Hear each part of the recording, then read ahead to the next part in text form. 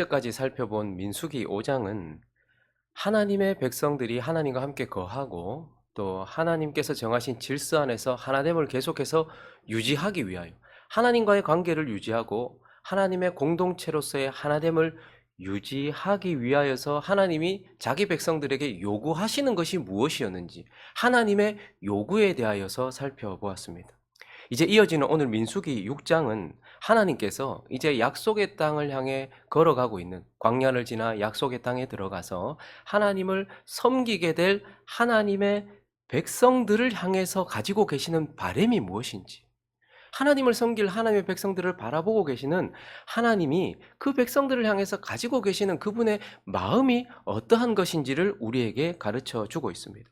6장은요 크게 두 가지 내용이 있는데요. 하나는 나시린이 서약하는 나시린 서약의 내용이 있고요. 또 하나는 대제사장 아론의 축복 기도가 있습니다. 이 두 가지 내용을 통하여서 하나님께서 자기 백성들에게 어떠한 바람을 가지고 계시는지 한 두 가지로 살펴보려고 합니다. 그 첫 번째는 하나님은 자기 백성들을 향하여 헌신하기 원하신다. 헌신. 이것이 하나님이 자기 백성들을 향해 가지고 계시는 그분의 바람이다라는 것입니다. 민수기 6장 1절과 2절을 읽어볼까요? 민수기 6장은 나시린의 서약, 그 서원의 내용으로 시작이 되는데요. 1절과 2절 있습니다. 시작. 여호와께서 모세에게 말씀하여 이르시되 이스라엘 자손에게 전하여 그들에게 이르라. 남자나 여자가 특별한 서원 곧 나시린의 서원을 하고 자기 몸을 구별하여 여호와께 드리려고 하면, 남자나 여자나 구별할 것 없이 하나님께 자기를 서원하여 드리는 이 나시린 서원이라는 것이 나옵니다. 이것은 어떤 사람이 어떤 특정한 일정한 기간을 정해놓고 그 일정한 기간 동안 자기를 완전히 하나님께 드리겠다라는 서약을 하는 것입니다. 그리고요 하나님은 이걸 허락하십니다. 여러분, 우리가 자기가 섬기고 싶다고 나 이거 하겠습니다 이렇게 얘기하는데 사실 받아주는 게 쉬운 건 아닙니다. 근데 하나님은요 놀랍게도 자기가 일정한 기간 동안 내가 완전히 하나님께 나 자신을 드리겠습니다 라고 남자든 여자든 누구든 서약을 하면 하나님께서 그것을 허용해 주시고 허락해 주신다라는 것이 바로 나시린 서약입니다. 이것을 통해서 하나님은 누구든지 하나님께 자기 자신을 드려 자기를 헌신하려고 하는 그 헌신을 기뻐하시고 하나님은 이러한 헌신을 바라신다라는 것을 우리에게 가르쳐 주고 있는 것입니다. 그래서 하나님은요 우리가 나시린처럼 서원하고 헌신하기를 원하시는데 이 나시린의 서원을 보면요 첫 번째는 자발적으로 하는 헌신입니다. 2절을 다시 한번 보십시오. 2절을 보시면 이스라엘 자손에게 전하여 그들에게 이르라. 남자나 여자가 특별한 서원 곧 나시린의 서원을 하고 자기 몸을 구별하여 여호와께 드리려고 하면, 이 말은 뭐죠? 자기가 스스로 그렇게 하나님께 자발적으로 헌신하겠다라는 서약을 하는 것입니다. 우리가 앞에 살펴보았던 레위인들은요 자발적으로 하나님께 자기 자신을 온전히 드린 것이 아닙니다. 30세부터 50세까지 하나님의 성막에서 섬길 수 있었던 그들은 자발적으로가 아니라 하나님이 처음부터 결정하신 대로 결정되었기 때문에 레위인들은 하나님을 섬겨야만 했습니다. 그렇지만 나시린의 서원은 달라요. 자기가 섬겨야만 하고 구별되었기 때문이 아니라 하나님을 사랑하는 마음과 하나님을 향한 감사한 마음이 그에게 일어나서 그걸 견딜 수 없어서 스스로 누구도 책임져 주지 않았고 누구도 강요하지 않았음에도 불구하고 내가 하나님을 섬기겠습니다. 온전히 하나님을 섬기겠습니다라고 스스로 자발적으로 하나님께 자기 자신을 내어놓는 것. 하나님은 그래서 우리가요 하나님을 섬길 때에 자발적으로 감사함으로 사랑으로 하나님을 나시린처럼 섬기기를 원하신다, 헌신하기를 원하신다라는 것을 보게 됩니다. 그리고 또 하나님은요 우리가 철저하게 나시린처럼 철저하게 하나님께 헌신하기를 바라신다라는 것을 보게 돼요. 오늘 3절을 보시면요 나시린의 서원 가운데 첫 번째가 이것입니다. 포도주와 독주를 멀리해라. 포도주로 된 초나 독주로 된 초를 마시지 말아라. 즉 금주를 명령하고 있고 그것을 서원하게 합니다. 술과 성령이 신약 성경에 보면 술과 성령이 이렇게 대비되어 나오죠. 대조되어서 나옵니다. 근데 둘 다 특징이 뭐죠? 이 사람을 이끌어가는 힘입니다.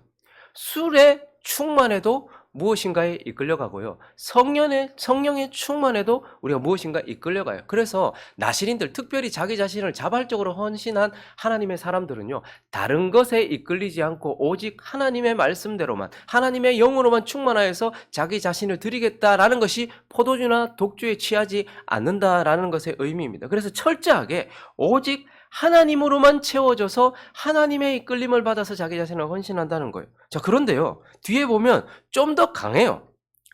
포도주와 독주, 그리고 이 발효된 거죠. 포도주로 된 초나 독주로 된 초, 아예 술을 금지하는 거. 여기까지는 좀 이해가 가는데 3절 후반절도 보시면 포도즙도 마시지 말고 생포도, 아예 포도 열매, 건포도도 먹지 말고 4절도 보면 자기 몸을 구별하는 모든 날 동안에는 포도나무 솟아는 씨나 껍질이라도 먹지 말아라, 먹지 않겠다라고 헌신을 해야 된다는 거예요. 포도주, 독주는 우리를 이끌어가는 어떤 힘입니다. 그래서 포도주와 독주를 금하는 것은 내가 하나님에 의해서만 오직 이끌림을 받겠다는 의미이지만 포도나무 소산 자체가요, 포도나무의 열매 자체는 세상의 즐거움을 의미합니다.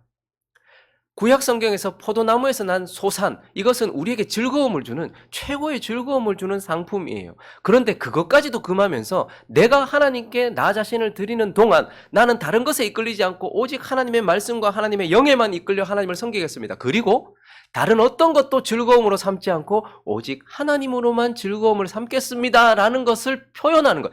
철저하게 하나님의 이끌림을 받고 하나님으로만 기뻐하는 삶을 살겠다라는 헌신이 이 나시린의 철저한 헌신 속에 담겨 있는 것입니다. 그래서 하나님은 이 나시린처럼 철저하게 헌신하기를 원하세요. 그런데요, 또한 이어지는 5절을 보시면 또 나시린의 서원 가운데 하나가 무엇인가 하면 그 서원을 하고 구별하는 모든 날 동안은 뭐를 하지 말래요? 삭도를 절대로 그의 머리에 대지 말래요. 머리를 손질하지 말아요. 보통 이제 남자나 여자나 머리를 길게 길러라라고 이야기해요. 특별히 남자에게 멀리서도 이렇게 보면 머리가 긴 남자가 보게 됩니다. 보통 일반적으로 그 당시에도 그랬고 남자가 머리를 기르는 일은 특별한 일이었어요. 그러니까 딱 머리 긴 사람 보면 뭐가 딱 그냥 눈에 확 띄는 거예요. 이 말은 뭐죠? 그가 헌신을 하되 철저하게 외적으로 나는 하나님께 드려진 자라는 것을 드러내어서 헌신하라는 거예요. 마음으로만 헌신하는 게 아니고요. 누가 봐도 저 사람 지금 하나님께 드려진 자구나. 누가 봐도 저 사람 지금 하나님께 특별한 기간 동안 하나님만 섬기고 있는 사람이구나 라는 것을 내적으로만 가지고 있는 것이 아니라 외적으로 누구나도 다 알 수 있도록 그것을 철저하게 드러내어서 섬기는 삶을 살도록 했다라는 것입니다. 그리고요, 6절 이어지는 6절을 보면 몸을 구별하여서 여호와께 드리는 모든 날 동안 시체를 갖가지 하지 말아라 이렇게 말합니다. 즉 죽음과 관련된 건 손대지 말아라. 우리가 어제도 말씀드렸지만 왜 그렇게 시체, 죽음에 대해서 하나님께서 이렇게 부정하게 보시는가? 그것은 죄의 열매이기 때문에 그렇습니다. 죄가 장성한 즉 사망을 낳거든요. 그러니까 죽었다라는 것은 죄가 해결되지 않은 채 열매 맺었고 끝났다라는 것을 의미해요. 그래서요, 하나님께 드리는 자는 죄와 죽음과 철저히 구별되어서 그것으로부터 자기 자신을 보호하여서 죄나 죽음과 관련된 것에서부터 자기 자신을 완전히 격리시켜서 하나님을 섬겨라라고 철저한 헌신을 요구하고 있는 것입니다. 우리로 말하면 죽음과 관련된 문화들 많아요. 우리가 지금 누리고 있는 문화들 중에서도요, 이미 죽은 문화들이 너무 많아요. 죽음과 관련, 하나님과 관련 없는 것, 죄로 가득한 것. 이 세상에 있는 것들 중에는 누릴 수 있는 것도 있어요. 그러나 이미 죽음과 관련되어 있고 죄와 관련된 것들이 많단 말입니다. 그런데 나시린으로 구별되었을 때는 철저하게 조심해서 죄로부터의 격리, 죽음으로부터의 격리, 자기 자신을 보호하여서 하나님을 섬긴다라는 거예요. 그런데요, 살다 보면요, 우리도 모르는 사이에 죄와 죽음이 우리 가까이 와서 우리를 더럽힐 때가 있어요. 9절을 보시면요, 누가 갑자기 그 곁에서 죽었어요. 그래서 자기의 의지와는 상관없이, 자기의 의도와는 상관없이 스스로 구별한 자의 머리가 더럽혀졌어요. 난 나시린인데 옆에서 갑자기 이 죽음과 관련된, 이 죄와 관련된 것이 그를 더럽혔어요. 그러면 9절을 계속해서 보면 몸을 정결하게 하는 날에 머리를 밀어요. 그 7째 날에, 그러니까 7일 동안 정결하게 하는 시간을 가지고 머리를 밀어요. 그러면 이 사람이 나시린이었다는 표가 사라지잖아요. 그런데 어떻게 해요? 그리고 나서 12절을 보실까요? 나옵니까? 우리 12절 같이 읽어볼까요? 시작. 자기 몸을 구별하여 여호와께 드릴 날을 새로 정하고 1년 된 순양을 가져다가 속건 제물로 드릴지니라. 자기 몸을 구별한 때에 그의 몸을 더럽혔은즉 지나간 기간은 무효니라. 얼마나 드렸는지 모르겠는데 거의 끝나갈 수도 있었잖아요. 내가 10년을 드리겠다. 내가 5년을 드리겠다. 내가 20년을 드리겠다. 18년째 갑자기 더럽혀졌어요. 그럼 머리를 밀어요. 지금까지 했던 거 다 무효로 하고 다시 기간을 정해서 1년을 정하든 10년을 정하든 다시 기간을 정해서 온전하게 하나님께 드리도록 하는 것. 그러니 나신이 된 서약은요. 레위인처럼 책임감 때문에 주어졌기 때문에 하는 것이 아니라 하나님을 사랑하는 마음과 감사하는 마음, 은혜의 충만한 마음 때문에 자발적으로 드리는 것이기도 하지만 자발적으로 드린다고 그냥 하는 것이 아니라 철저하게 레위인만큼 대제사장급으로 지금 정결함을 유지하고 있는 거예요. 그렇게 철저하게 하나님께 헌신해야 된다라고 말씀하고 있는 것입니다. 그리고요, 하나님은 또한 이 나실인의 서약을 기뻐하시는데 이 나실인의 서약은요, 겸손하게 헌신하는 것이었어요. 자발적인 헌신, 철저한 헌신, 그다음에 마지막으로 겸손한 헌신이었다는 거예요. 13절을 보시면요. 나실인의 법은 이러하니라. 자기의 몸을 구별한 날이 차면, 자, 이제 나실인이 평생을 드릴 수도 있겠지만 일반적으로 자기 자신을 드리는 기간을 정했을 것입니다. 레위인도 보면 30세부터 50세까지. 그러니까 자기가 하나님께 자기를 최고의 상태에서 하나님을 드릴 수 있는 기간을 아마 정했을 것입니다. 10년이 될 수도 있고 20년이 될 수도 있고 30년이 될 수도 있겠죠. 그렇게 자기 자신을 구별하여 드렸어요. 그리고 난 이후에 13절 계속 오시면 그 사람 그 구별한 날이 차면, 그러니까 다 이루었어요. 이제 하나님께 자기 자신을 드렸어요.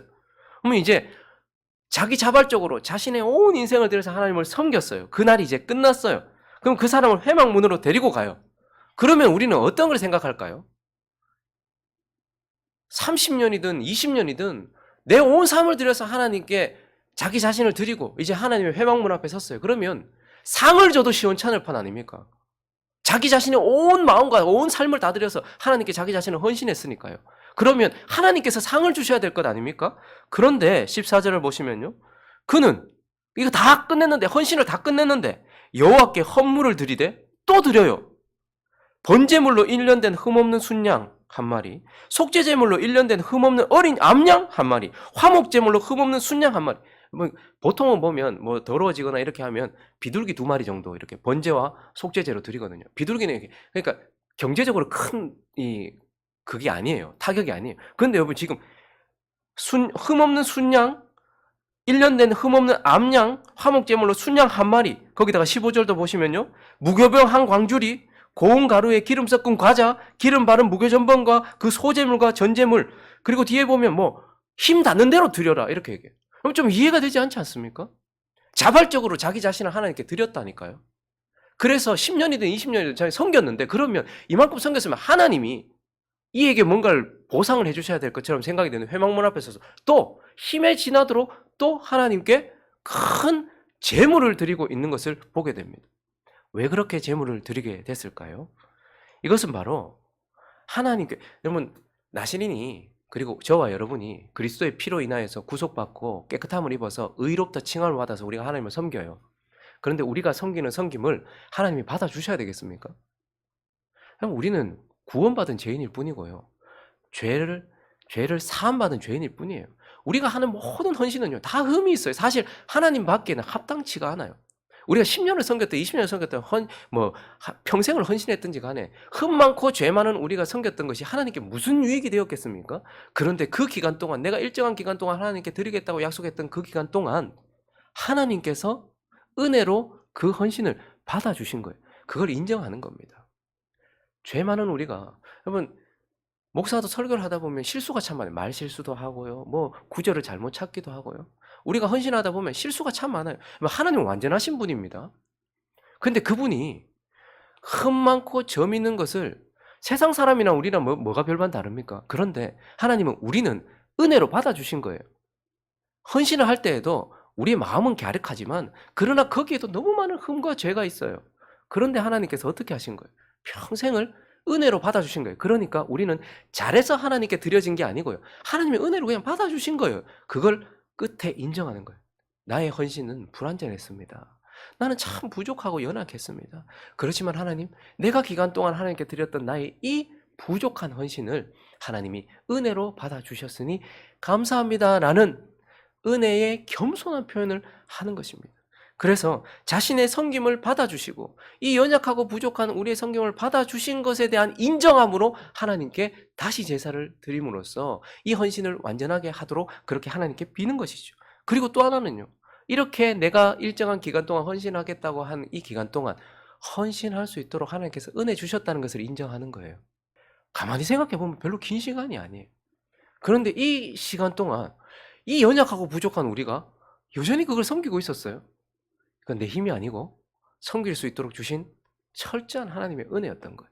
그러니 나신인의 서약은요, 자발적으로 하나님께 자기 자신을 드리는 헌신이었고, 레위인들 중에 특별히 제사장급으로 철저하게 자기 자신을 드리는 철저한 헌신이었는데다가 겸손하게 받아주신 하나님, 힘주셔서 섬길 수 있도록 하나님께 그것을 인정하는 겸손한 헌신이었고, 하나님은 여기에 나실인의 서약을 두시면서 하나님의 백성들이 레위인으로 구별되었기 때문에 어쩔 수 없이 섬기는 책임감 있는 섬김도 기뻐하시겠지만 나실인처럼 자발적으로 자기 자신을 들여서 이런 나실인과 같은 섬김, 이런 헌신을 하는 것을 하나님은 바라고 계시는 거예요. 이제 광야를 지나서 약속의 땅에 들어가요. 이제 거기서 하나님을 섬기게 될 겁니다. 그런데 그렇게 섬길 때에 너희는 나실인처럼 섬겼으면 한다라는 마음을 하나님께서 그분의 바람을 보여주신 것입니다. 그리고 두 번째, 오늘 본문을 통하여서 우리에게 보여주는 것은 하나님이 우리를 향해 가지고 계신 바람, 바로 우리의 행복입니다. 우리가 행복하기를 바란다라는 거예요. 22절 한번 볼까요? 여호와께서 모세에게 말씀하여 이르시되, 23절 같이 읽어보겠습니다. 시작. 아론과 그의 아들들에게 말하여 이르기를 너희는 이스라엘 자손을 위하여 축복해라 이렇게 말해요. 27절도 한번 읽어주시겠습니까? 27절 시작.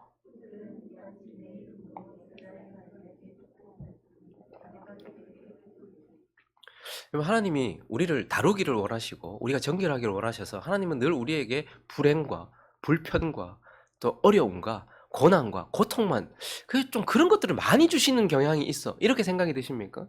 그런데 이제 신의 산에서 언약을 맺은 하나님의 백성들이 군대로 계수되고 하나님의 성막을 지킬 레위인들이 계수되고 난 이후에 광야를 지나서 약속의 땅에 들어가는 하나님의 백성들을 바라보는 하나님의 마음은 저들이 축복으로 가득해서 내가 준 복으로 인하여서 행복하기를 바란다라는 거예요.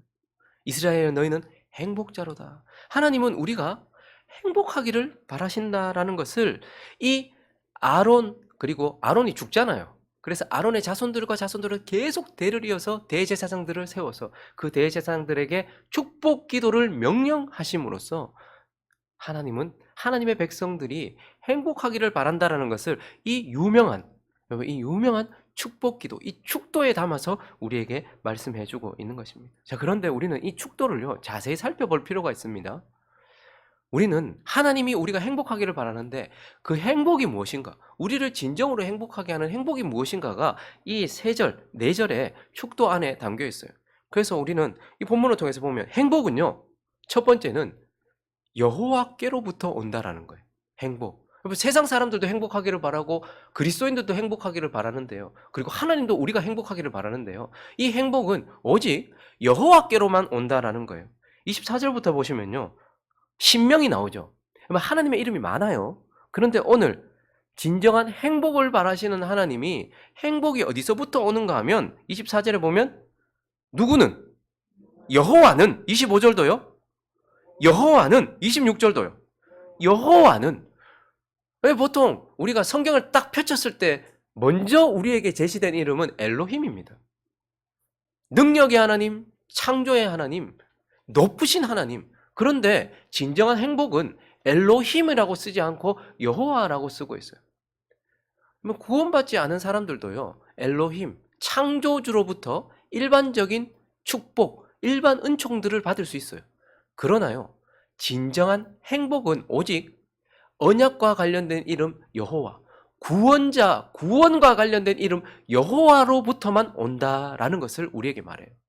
세상 사람들도, 모든 사람들도 다 엘로힘을 통하여서 일반 은총, 햇빛과 비를 누릴 수 있습니다. 열매도 거둘 수 있겠죠. 그러나 진짜 행복은 오직 여호와, 특별한 언약의 이름, 구원의 이름, 그분으로부터 온다라는 거예요. 그리고 24절 다시 보시면요. 여호와는 내게 복을 주시고 너를 지키시기를 원한다. 복을 주시는 것은 어느 한 지점이에요. 지키시는 것은요, 계속이에요. 그러니까 진정한 행복은 특별히 언약의 이름, 구원의 이름, 구원자와의 관계에서부터 온다는 거예요. 지속적인 관계. 그리고 25절도 보면요, 하나님이 주시는 것 앞에 여호와는 그의 어떻게 해요? 25절에 그의 얼굴을 내게 비추사. 26절도요. 여호와는 그의 얼굴을 내게로 향하여 드사.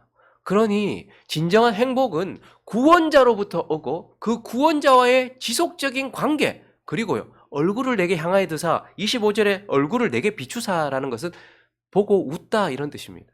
26절에 얼굴을 내게로 향하여 드사라는 것은 주목하여 보사 이런 뜻입니다. 제가 지금 저기 앉아있는 주하, 유나, 예하를 지금 주목해서 보고 있거든요. 예배를 잘 드리고 있는지, 딴짓은 하지 않는지. 그런데 제가 그냥 이렇게 보고 있을까요? 웃으면서 보고 있어요, 지금. 그런 것처럼 진정한 행복은 여호와와의 친밀한 관계 속에서 온다라는 거예요. 자, 그러니 누가 진짜 행복을 얻을 수 있을까요? 여호와, 언약의 이름과 관계된 구원받은 백성만 진정한 행복을 누릴 수 있는 거예요. 구원받지 않아도 일반적인 은총 가운데서 뭐 건강할 수도 있고요, 좀 열매를 누릴 수도 있어요. 그러나 진정한 행복은 여호와로부터 친밀한 관계 속에 있는 구원받은 자에게만 온다라는 것이 이 축도 안에 이 축복기도 안에 담겨 있는 것입니다. 그리고요, 또 행복은요, 하늘의 것으로 얻어진다라는 거예요. 24절부터 다시 보시면요, 여호와는 내게 뭘 주시고? 복을 주시고. 여기서 말하는 것은 하늘로부터 내려오는 것, 이게 복이죠. 하나님과 가까이 하는 것, 이게 복이에요. 그러니까 행복은요, 하늘로부터만 주어지는 것입니다.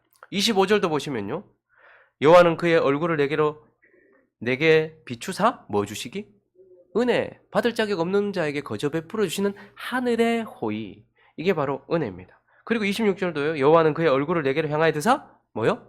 평강, 편안. 이건 돈이 해결해 줄 수 있어요. 편안할 수 있어요. 돈 있으면 좋은 집에 살 수 있고 좋은 차를 탈 수 있고 좋은 침대에 누워서 편안할 수 있어요. 그러나 평강은 하늘에서부터 오는 거예요. 그러니까 행복이란 결국 여호와와의 친밀한 관계 속에 있는 구원받은 자가 하늘에서부터 주어진 것을 얻었을 때에 가지는 것, 그것이 행복이다라는 것입니다. 그러나 우리가 간과하지 말아야 될 것이 있습니다. 그건 바로 27절인데요. 27절 한번 읽어주십시오. 시작.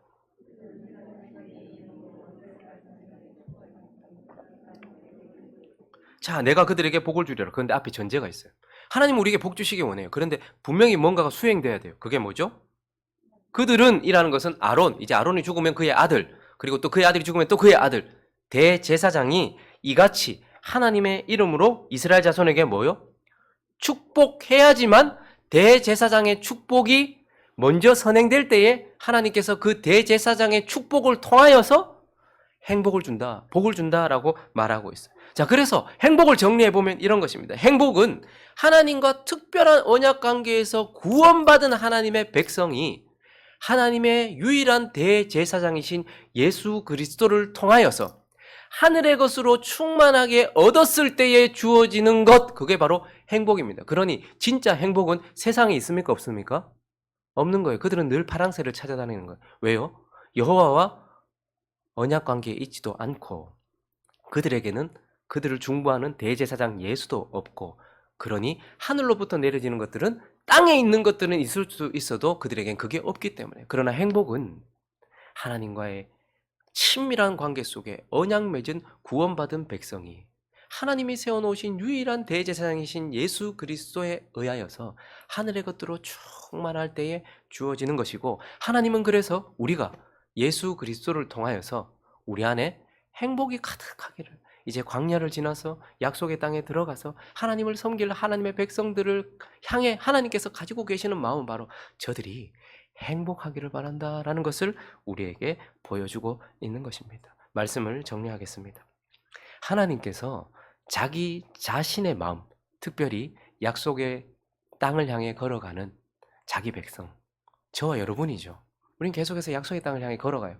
광야 같은 세상을 걸어가고 있어요. 그리고 하나님은 또한 우리가 약속의 땅에서 하나님을 섬기고 하나님을 예배하는 하나님의 백성으로 우리를 부르셨어요.